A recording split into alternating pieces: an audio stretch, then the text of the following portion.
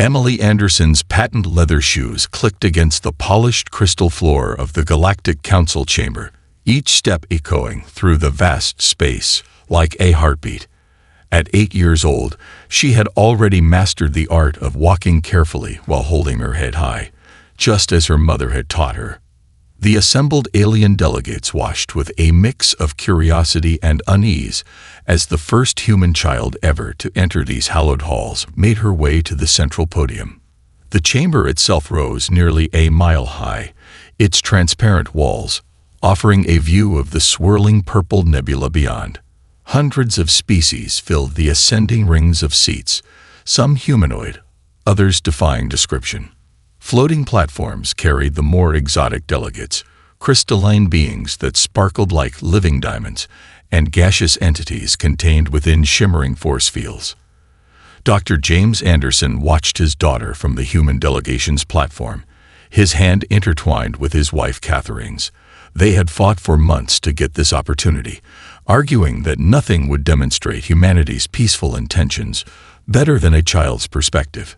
As leading xenorchaeologists, they had discovered evidence that children had once been regular participants in galactic politics before the current council's more rigid protocols took hold. Emily reached the podium, which automatically adjusted to her height. She pulled out her presentation tablet, the device looking ancient compared to the advanced technology surrounding her. The chamber's translation field hummed to life, ready to convert her words into the 100 different languages used by the council members. "Honorable members of the galaxy," Emily began, her voice clear and steady. "I drew something for you." She held up a hand-drawn picture, its bright colors standing out against the chamber's muted tones. The image showed beings of all shapes and sizes holding hands, or appendages, around a spiral galaxy, with Earth and various alien worlds connected by golden lines of light. A murmur of appreciation rippled through the chamber. Even the notoriously stoic cephalopoid delegates rippled their tentacles in what their species considered a smile. Emily's innocent artistry had done more to bridge cultural gaps than months of formal diplomatic negotiations. But in the highest tier of the chamber, hidden behind privacy screens, the 7 members of the Council's Hardline Security Committee watched with growing alarm. Their internal communications crackled with urgent messages. The child shows signs of advanced pattern recognition. Note the accuracy of the stellar positions in her drawing. Humanity is progressing too quickly. Their children already grasped concepts that took other species generations to master. The committee's leader, a being of living shadow who had held power for over 3 centuries, made a decision that would echo through history. With a gesture that seemed almost regretful, he activated the chamber's ancient defense systems. Catherine Anderson was the first to notice something wrong. The air around the podium began to shimmer with a sickly green light. Her years of studying ancient technology triggered an immediate recognition. "Emily," she screamed, already running forward. "James," the defense grid. But it was too late. The chamber's automated voice announced in 100 languages, "Threat detected. Protocol 17 activated." The green light intensified around Emily, who looked up at her parents with confusion in her eyes. "Mommy?" she asked, her voice still being translated into every language in the chamber. "I feel funny." The light flashed once, blindingly bright. When it faded, only a small pile of gray ash remained on the podium. Emily's tablet lay beside it, the screen still showing her drawing of unity and peace. The chamber erupted in chaos. Catherine reached the podium first, falling to her knees before the ashes of her child. James stood frozen, his mind unable to process the reality before him. Around them, delegates from 100 worlds shouted in outrage or demanded explanations. The Council's official statement came moments later. An unfortunate activation of ancient security protocols. The chamber's systems detected an unknown pattern and responded according to original programming. The Council extends its deepest regrets to the human delegation. But as Catherine gathered her daughter's ashes with trembling hands, And James finally found his voice in a scream of primal grief. Every being in the chamber knew this was no accident. They had just witnessed the first shot in a war that would change the galaxy forever. In the highest tier, behind their screens, the hardline committee members sat in satisfied silence, unaware that they had just sealed their own fate. The humans left the chamber without a word, taking only their daughter's ashes and her final drawing. The silence of their departure carried more weight than any threat could have, and more than one elder species representative felt a shiver of ancient fear. They had just learned the hard way that humanity's peaceful overtures were a choice, not a necessity. Now they would learn what happened when that choice was taken away. 3 days after Emily's death, the Amazon rainforest erupted with blue light. Deep in the dense jungle, where Dr. James Anderson had once discovered strange crystalline formations that defied dating methods, an ancient structure finally awakened. The light pulsed in a heartbeat rhythm, as if responding to the collective grief of humanity. Catherine Anderson stood at the edge of the excavation site, her daughter's ashes contained in a small pendant around her neck. The humid air clung to her skin as she watched the teams of scientists and military personnel swarming around the newly exposed structure. Her tablet beeped continuously with similar reports from around the globe. The Mariana Trench, the Sahara Desert, the mountains of Tibet, and the ice fields of Antarctica. The patterns match, James said, his voice hoarse from lack of sleep. He hadn't rested since that day in the council chamber. Dark circles rimmed his eyes as he compared data streams from each site. Whatever these things are, they're all speaking to each other. And they started the moment. He couldn't finish the sentence. Catherine placed her hand over the pendant. The moment our daughter's ashes touched Earth's soil. She had insisted on bringing Emily home, rather than leaving any trace of her child in that chamber of betrayal. The structure before them rose 30 feet from the jungle floor, its surface a seamless blend of crystal and metal that seemed to shift colors under the canopy of trees. Ancient vines had been growing through it for centuries, but now they withered and fell away as the structure hummed with increasing power. Colonel Sarah Mitchell, the military's chief scientific advisor, approached with a handheld scanner. Dr. Anderson, we're picking up data transmissions. The universal translators are starting to make sense of it. She held out the device, its screen flickering with streams of alien text. James's eyes widened as he read. To our children's children, he translated, his voice trembling. We have watched your species grow. We have seen your capacity for both creation and destruction, your ability to rise from the ashes of your mistakes. When the elder races show their true nature, when they reveal their fear of your potential, the keys will awaken. Military satellites tracked similar signals emerging from each site, creating a web of energy that encircled the planet. At the Pentagon, generals watched in amazement as the pattern formed a perfect geometric shape, one that matched symbols found in ancient cave paintings and archaeological sites around the world. It's a map, Catherine whispered, her scientific mind finally breaking through her grief. No, more than that. It's a key. She pulled up images from their previous expeditions. Cave paintings showing humans standing with tall, luminous beings. Artifacts that depicted great ships hidden in the earth. And see, they left us something. The predecessors.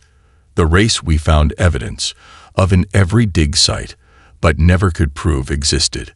The structure's humming reached a fever pitch. From its surface, a holographic display burst into life, showing star systems and trajectories. But unlike the sterile maps of the Galactic Council, these were alive with information about planetary development, species evolution, and military capabilities. James's hands shook as he interpreted the data. They knew this would happen. The predecessors saw how the Council was suppressing young races, and his voice caught. They chose us. They left us their legacy. Colonel Mitchell's communications device crackled with urgent messages. Similar revelations were occurring at every site. In the Mariana Trench, underwater cameras showed massive structures rising from the ocean floor. In Antarctica, the ice itself seemed to part as ancient machinery awakened. Catherine touched the pendant containing Emily's ashes once more. "They left us weapons," she said softly. James shook his head, finally understanding the full scope of what they were seeing. Not just weapons. They left us the means to ensure this never happens to another child, on any world. He looked up at the structure, its light now pulsing in perfect synchronization with the others around the world. They left us the power to change the galaxy. Above them, the Amazon's night sky filled with auroral lights as Earth's atmosphere responded to the growing energy web. Humanity's hidden inheritance was finally awakening, and with it, the power to challenge the Galactic Council's dominion. The question was no longer if they would use this power, but how. And in the hearts of every human who had watched Emily's murder through the Council's broadcasts, the answer was already clear.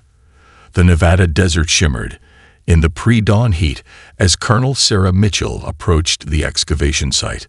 Above her, 3 squadrons of F-35s maintained a protective pattern, their pilots on high alert since the Galactic Council had withdrawn their ambassadors from Earth. The ground beneath her boots vibrated with a deep, rhythmic pulse, like a massive heart beating miles below the surface. "The energy readings are off the charts," Dr. Catherine Anderson said, not looking up from her monitoring equipment. Dark circles under her eyes testified to sleepless nights, but her voice was steady. "Whatever's down there, it's responding to the signal pattern we extracted from the Amazon site." James Anderson stood at the edge of the massive dig, his hand unconsciously touching a small drawing now laminated and worn from constant handling. Emily's last art piece. The translations suggest this is more than just a weapon cache, he said. The predecessors called it the Symphony of Stars, something about harmonizing human consciousness with their technology. The first rays of sunlight crept over the horizon as the ground's vibration intensified. Suddenly, every piece of equipment within a mile radius activated simultaneously. Phones, tablets, even the advanced fighter jets above, all displayed the same message in glowing blue text. Synchronization initiated, awaiting human resonance. Colonel Mitchell's combat infantry training warred with her fascination as the desert floor began to split open.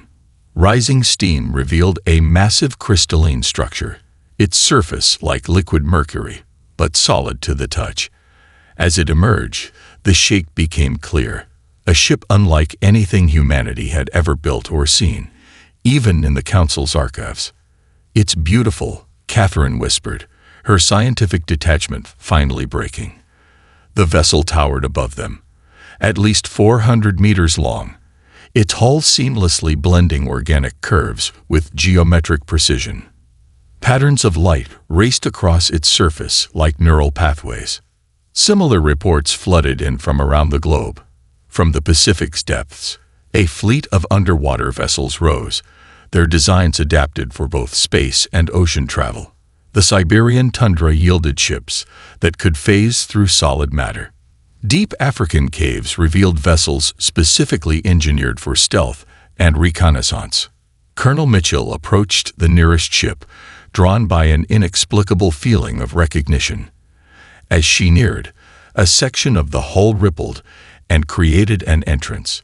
Inside, she found not the complex control systems she expected, but a single chamber with what looked like a meditation pod. The predecessors believed in melding technology with consciousness, James explained, following her inside. Their records suggest these ships don't just accept commands. They form a true partnership with their pilots. Mitchell settled into the pod, which adjusted to her form perfectly. The moment her head rested back, the chamber filled with a soft blue light. She gasped as images flooded her mind. Star maps, combat maneuvers, weapons systems beyond her comprehension. But more than that, she felt the ship's essence reaching out, testing her intent. "It's asking me why I want to fly," she said, her voice filled with wonder. "Not just my surface thoughts, it's looking deeper." Catherine stepped forward, the pendant containing Emily's ashes glowing slightly in the ship's light. "Show it," she said softly. "Show it why we need them." Mitchell closed her eyes and let the memories flow. The broadcast of Emily's death, the Council's cold dismissal of human grief, the burning need not for blind vengeance, but for justice. The ship's response was immediate and overwhelming. The entire vessel hummed to life, its systems aligning perfectly with her neural patterns. Similar scenes played out across the globe as other pilots made their connections. Each ship chose its crew based not on raw skill or power, but on the balance between determination and wisdom, between the need for justice and the restraint to wield power responsibly. By sunset, over 300 ships had emerged worldwide. The fleet's neural network connected their crews in ways that transcended normal communication, creating a symphony of human consciousness united in purpose. As Colonel Mitchell guided her ship into its first flight, breaking through Earth's atmosphere with impossible grace, she understood why the predecessors had chosen humanity. They had been waiting for a species that could feel both the pain of loss and the hope of redemption. A species that would fight not just for vengeance, but for a future where no other child would face what Emily did. The symphony of stars was awake, and through it, humanity would rewrite the laws of the galaxy. The Council's primary defense station above Centauri Prime hung like a steel spider in space, its 8 massive arms housing the most advanced weapon systems in known space. Commander Vexthor stood at the central command hub, his 4 eyes monitoring the sensor arrays with the confidence of someone who had never known defeat. The station had withstood 3 galactic wars without a single breach. "Status report," he demanded, his translator converting his chittering speech into standard galactic basic. "All systems nominal, Commander," his second reported. "No unusual activity in any sector. The human Sol system remains under quarantine as ordered by the Council." The commander's mandibles clicked in satisfaction. After the incident with the human child, the Council had expected some form of retaliation. But 3 weeks had passed, and the primitive species seemed to have accepted their lesson in humility. That's when every screen in the command center went dark. "Sir," a technician's voice cracked with panic. Something's inside our network." The screens reactivated, but instead of status reports and sensor data, they all showed the same image. A child's drawing of unity between species, the one Emily Anderson had presented to the Council before her death. Colonel Sarah Mitchell's voice echoed through every speaker. "This is your only warning." Space itself seemed to ripple as 30 human ships phased into existence inside the station's defense perimeter. Their mercury-like hulls reflected the light of the nearby star, creating a dance of light and shadow that confused both sensors and eyes. Mitchell's neural link with her ship expanded her consciousness across the battlefield. She could feel every member of her squadron, their minds connected through the fleet's network, moving with perfect coordination. The ships responded to their collective will like extensions of their own bodies. "Weapons free," she commanded. "Remember the protocol. Military targets only. No civilian casualties." The human fleet moved like a school of predatory fish, each vessel flowing around enemy fire with impossible grace. The station's famous defense systems might as well have been firing at ghosts. Phase-shifting technology let the human ships pass through solid matter at will, while their neural-linked pilots could react faster than any computer. Commander Vexthor watched in horror as his impenetrable station was systematically dismantled. The humans weren't just destroying it. They were surgically removing key systems while leaving civilian areas untouched. Power cores were disabled, Weapon arrays were severed. Communication hubs were isolated. "Send the distress signal," he screamed. "Contact the Council." "Sir," his second's voice shook. "Look at the long-range scanners." Similar attacks were happening simultaneously across Council space. Every major military installation was under assault by ships that seemed to ignore the laws of physics. The prestigious Council Defense Fleet found itself trapped in space docks by vessels that could control gravity itself.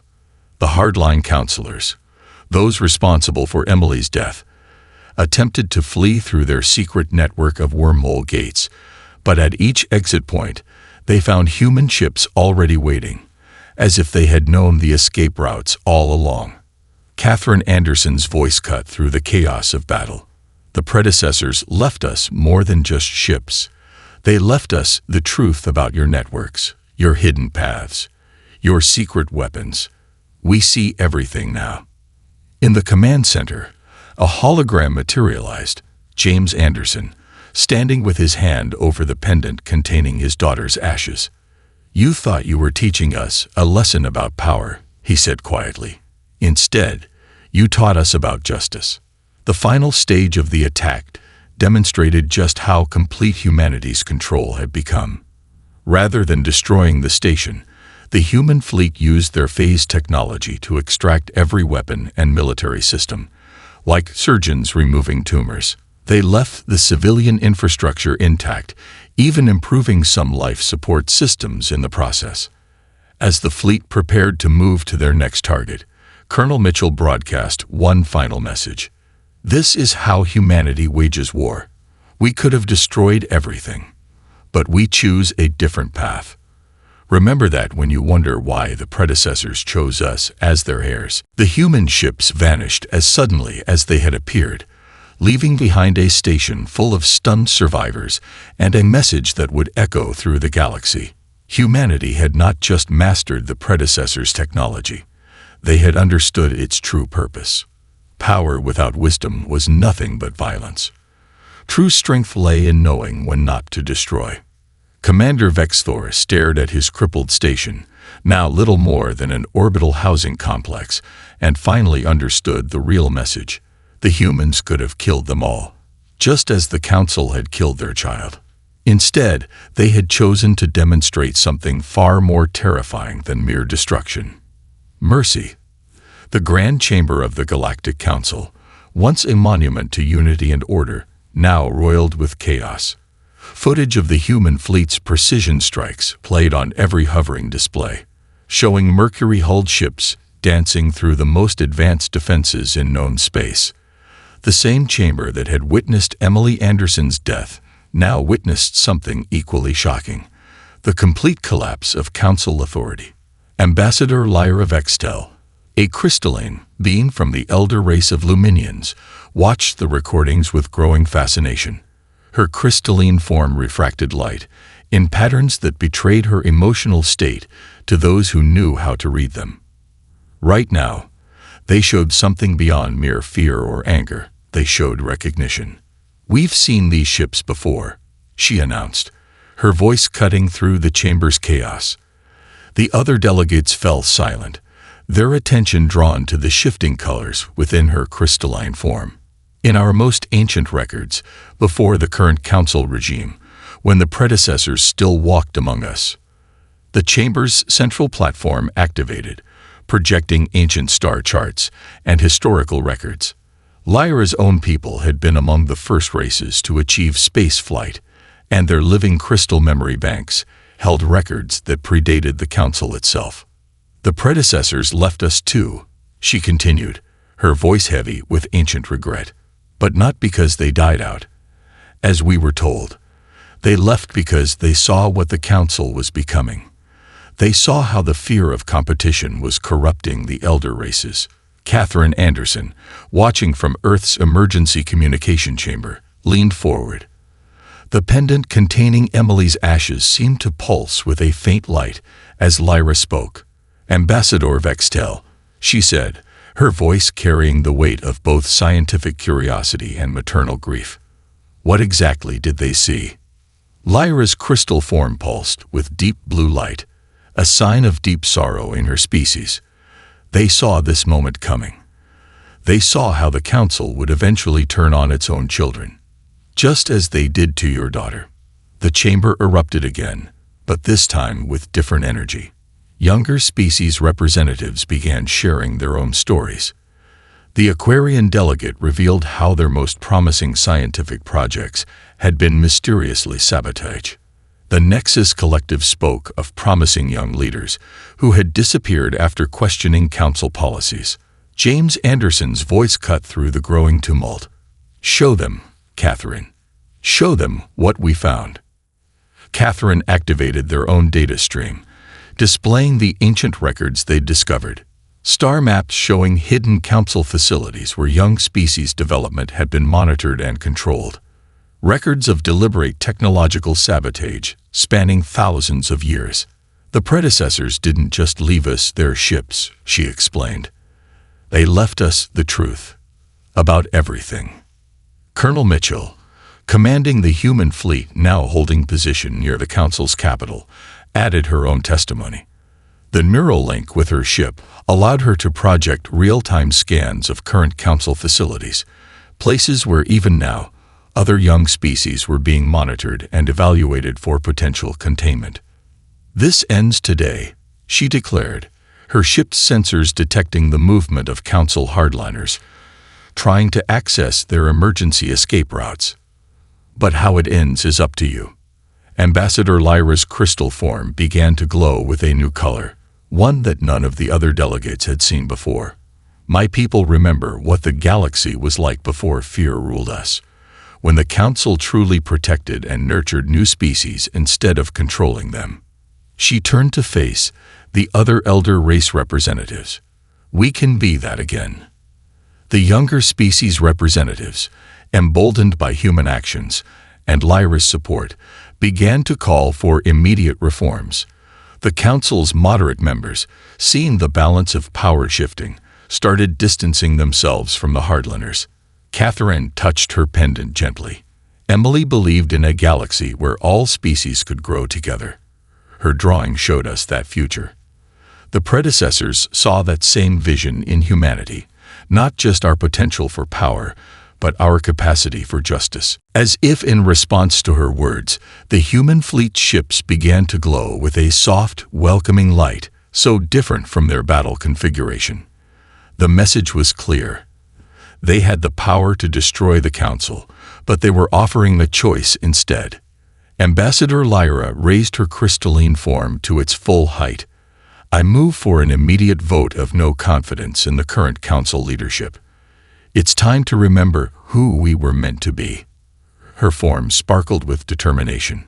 "It's time to become the galaxy that Emily Anderson drew in her picture." James Anderson's hands moved through the holographic data streams aboard the fleet's mobile command center, the predecessor's ship responding to his thoughts as much as his gestures.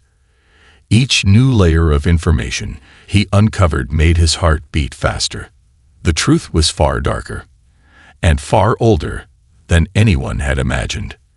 "Catherine," he called to his wife, who was analyzing data in another section of the command chamber. "Look at these timeline correlations." The holographic display expanded, showing a spiral of events stretching back millions of years. Species after species had risen, shown promise, and then mysteriously plateaued or collapsed, just as they approached true galactic civilization status.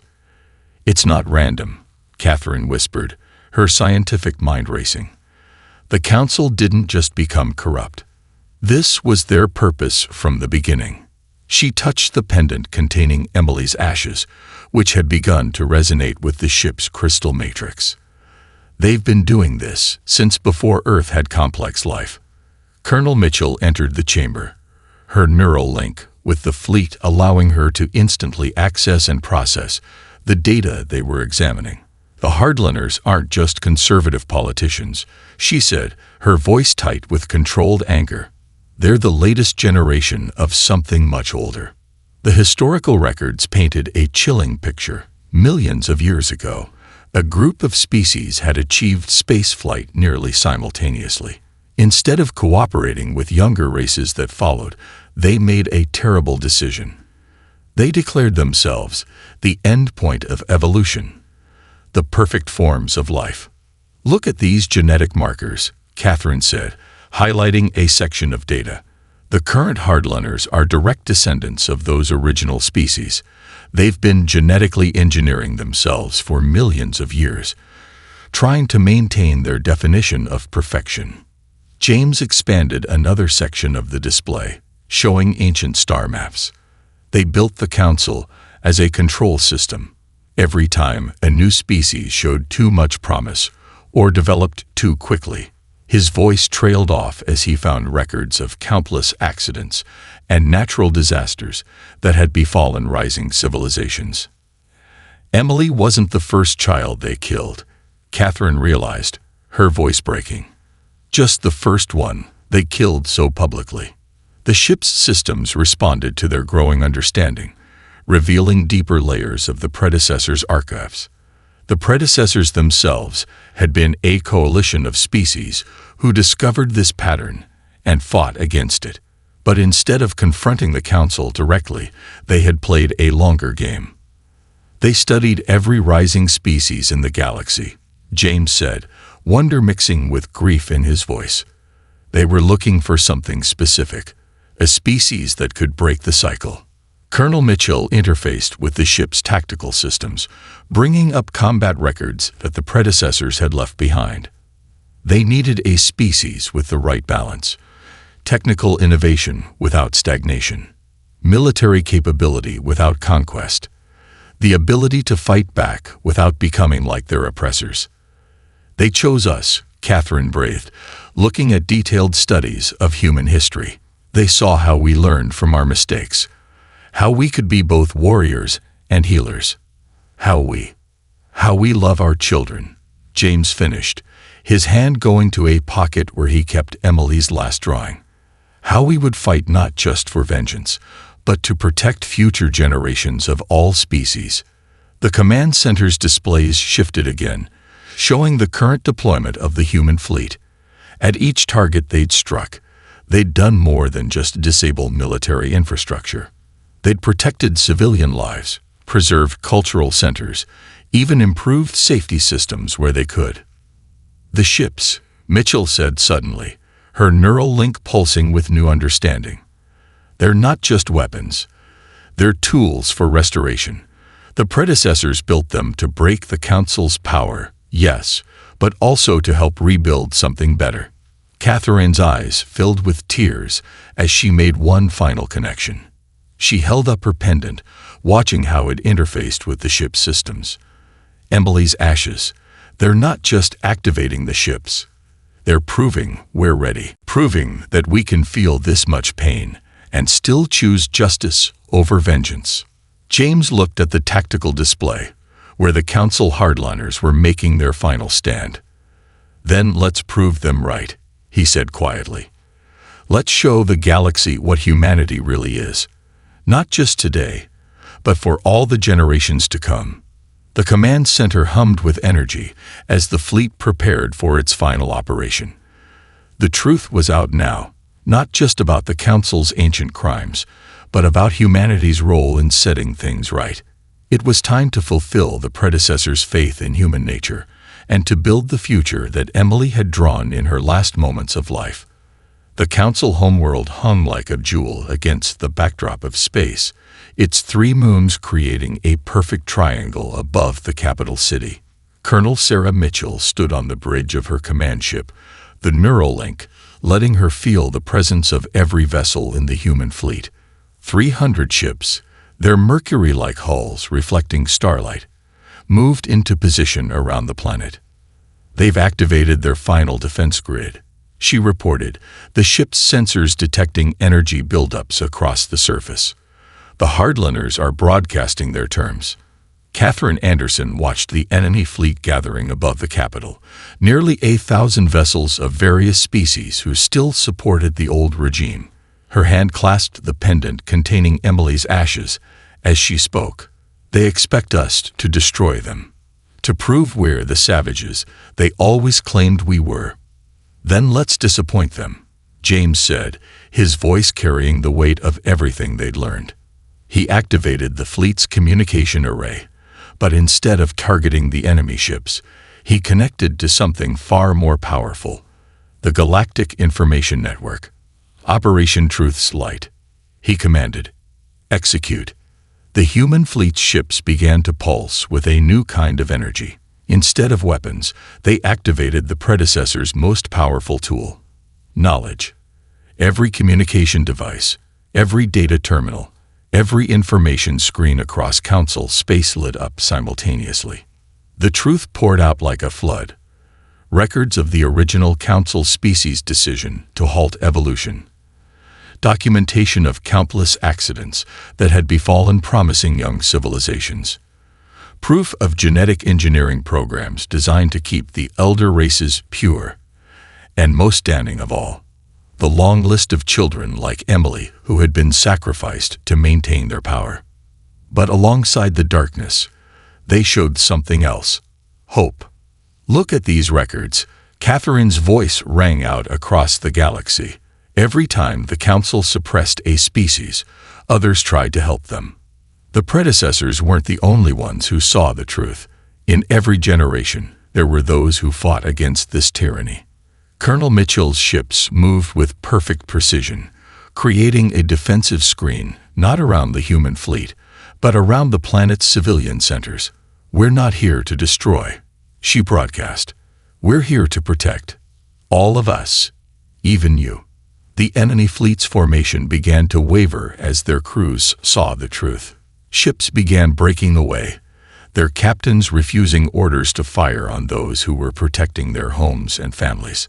The hardliners, in their desperation, ordered their remaining forces to target their own civilian centers. If we can't rule, their leader snarled, then our legacy dies here. But the human fleet was ready. Their ship's phase shifted through the enemy formation, each vessel using the predecessor's technology not to destroy, but to disable and protect. Weapon systems went dark, engines powered down, and in the midst of it all, not a single civilian life was lost. James activated the final part of their plan. The fleet's combined power created a galaxy-wide network, linking every species in a way the Council had always feared. But instead of chaos, it brought understanding. Every race could see their shared history, their common struggles, and their united potential. This is what Emily saw, Catherine said, her voice carrying to every corner of Council space. This is what she drew in her picture. Not just peace between species, but true unity. The kind that comes from understanding and accepting each other. The hardliners' last stronghold, deep beneath the capital city, finally fell silent, not to bombs or beams, but to the weight of truth. Their own people, seeing the full scope of history, made the choice for them. As the sun rose over the Council capital, the human fleet maintained their protective formation. But now they were joined by ships from 100 other species, all awakening to the same reality. The galaxy belonged to all of them, not just a chosen few. Colonel Mitchell received the final surrender with grace, her ships creating an honor guard for the new Council representatives, already being chosen by their people. The predecessors were right about us, she said to the Andersons. We could have destroyed everything in our pain. Instead, we chose to build something better. Catherine touched her pendant one last time, feeling the warm pulse of the crystal matrix that had changed their world. Emily would have loved this, she whispered. She always said the stars were meant for everyone. The dawn of a new era had begun, built not on fear and control, but on the vision of a child who had dared to dream of unity among the stars. 1 year after Emily Anderson's death, the Galactic Council chamber had been transformed. Gone were the cold, sterile walls and imposing architecture of power. In their place stood an open forum where light streamed through crystal panels, creating rainbow patterns across the floor. Children of all species played in the once forbidden halls, their laughter echoing where once only formal proclamations had been allowed. Catherine Anderson stood at the same podium where her daughter had fallen, but now the space had been rebuilt into the Emily Anderson Memorial Garden. Living plants from 1,000 worlds grew together in harmony, their colors matching the drawing that now hung, preserved in crystal, above the chamber's main entrance. Today, she addressed the gathered representatives. We officially launched the Emily Anderson Initiative for Interstellar Cooperation. Her hand touched the pendant that still contained her daughter's ashes, now set into a new crystal matrix that connected with the chamber's security systems. No child will ever again fear speaking in this chamber. James Anderson, working with a group of young xenorchaeologists from newly emerged species, had spent the year decoding more of the predecessor's knowledge. The ancient fleet, now spread throughout the galaxy, had revealed its final purpose, not just as a defensive force, but as a network of protection and growth for all species. Colonel Sarah Mitchell, now Admiral of the Combined Fleet, demonstrated this as she guided her ship through a complex dance above the chamber. The vessel's hull shifted colors in response to the children's delighted gasps below, its advanced systems now dedicated to protecting and nurturing rather than combat. The security grid that once killed Emily has been completely replaced, she explained to the assembly. The new system, built from both predecessor and modern technology, doesn't just protect against threats. It actively nurtures connection between species. As if to demonstrate, a young crystalline being from Lyra's species approached a human child. The security field around them glowed with soft colors, helping each child understand the other's biology and needs. The crystal child's light patterns were automatically translated into words and emotions the human could understand, while the human's gestures were converted into light patterns meaningful to the crystal being. This is what the predecessors truly built their fleet for, James said, watching the exchange with tears in his eyes. Not just to defeat the old council, but to create this moment, where children of all species could learn from each other without fear. The chamber's new council members, elected democratically from both elder and young species, had spent the year implementing sweeping changes. The ancient databases had been open to all, allowing every civilization to learn and grow at their own pace. The fleet's technology had been adapted to create learning centers, where species could safely exchange knowledge and culture. Catherine activated the chamber's central display, showing a galaxy now alight with new connections. Young species that had been on the verge of destruction under the old regime were flourishing. Elder species, freed from the burden of artificial perfection, were rediscovering their capacity for growth and change. Emily drew a picture of unity. She said, her voice strong despite the tears in her eyes. She showed us a galaxy where every species held hands in friendship. We thought it was a child's dream. She gestured to the chamber around them, where that dream had become reality. But sometimes children see the truth better than adults ever can. The last of the predecessor ships had revealed something remarkable. They had been designed to evolve with their users. As the galaxy grew more connected, the ships transformed, their weapons becoming tools for exploration, their defense systems adapting to protect the delicate web of interspecies relationships. James watched as a group of children from 10 different species worked together to create their own drawing, using technology that translated their various forms of expression into a shared creation. "This is how we honor her," he said softly, "not just by remembering the past, but by building the future she imagined." Admiral Mitchell's ship landed gently in the new docking bay, its hull now permanently shifted to display a rainbow of colors that matched Emily's original drawing. The predecessors chose humanity because they saw this potential in us, she said, joining the Andersons. The potential to turn even our greatest loss into everyone's hope for tomorrow.